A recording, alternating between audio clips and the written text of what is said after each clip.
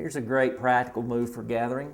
Oftentimes this is associated with formal church, but man, we shouldn't just, you hear the word liturgical, and what that has come to mean is formal church that is inaccessible to ordinary people.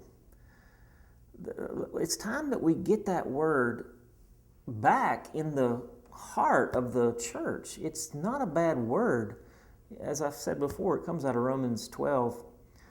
Liturgia, this is your spiritual act of worship, the offering of the bodies as a living sacrifice. That doesn't just happen. This is work.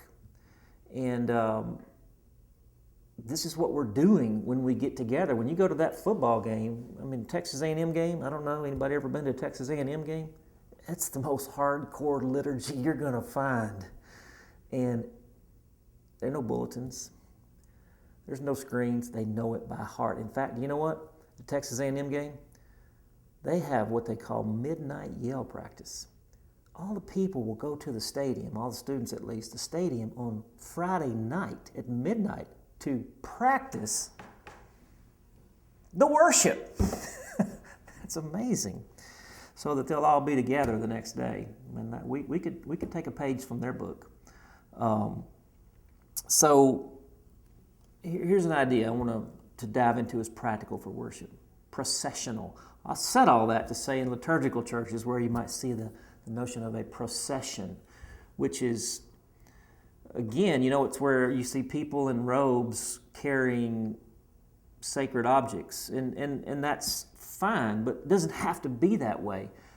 The point of a procession, think about back to the basketball game analogy. This is when the stuff enters the arena.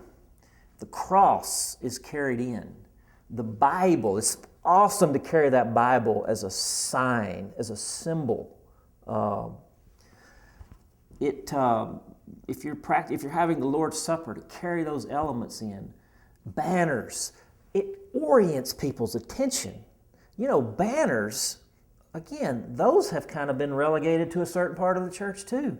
But a banner is like something that you think about with respect to a war. Now, I'm not trying to pull out violent metaphors here, but you know what? The banner would travel with the king on the battlefield, so everyone would know where the general is or where the king is and how many stars were on there. It would signify their presence. You see banners coming in that say Father, Son, Holy Spirit.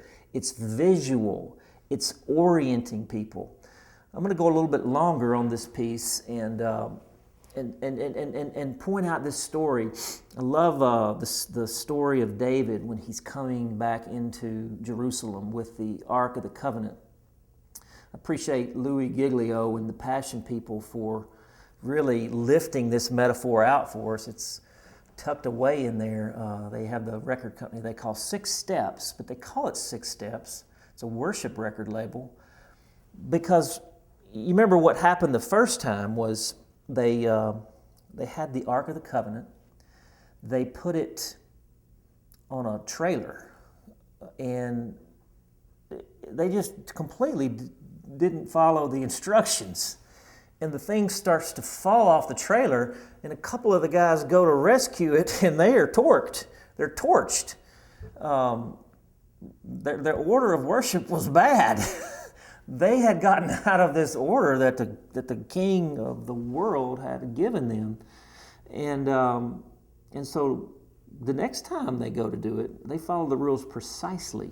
They carry it on poles, and it says they took 6 steps, and then they stopped and they offered a sacrifice. Like they sacrificed a bull, I think. It's almost like we're still alive. 6 steps. Let's stop on the 7th step and let's worship God. That's a picture of a procession. When David is coming dancing jubilantly before the ark as it's entering the city of Jerusalem, that is a procession. And don't you think that said something to everybody who saw it? Said different things to different people, obviously.